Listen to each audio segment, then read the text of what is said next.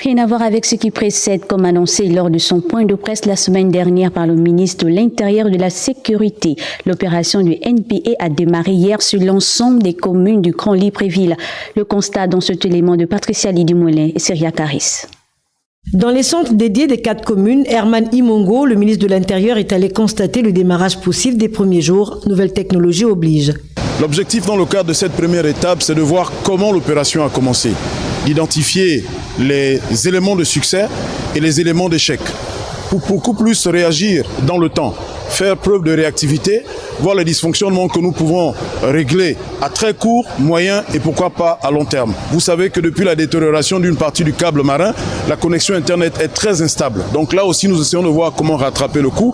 Mais fort heureusement, il y a certains sites comme celui de la DGDI où tout est quasiment parfait. Nous invitons les compatriotes qui le peuvent à venir dans les sites où il y a moins de difficultés, comme c'est le cas ici de la DGDI.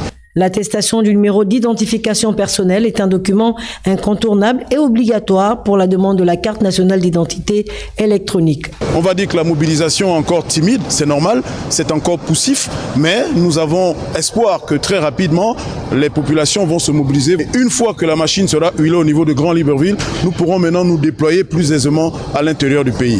Pour cette opération préalable, toutes les catégories de la population seront prises en compte.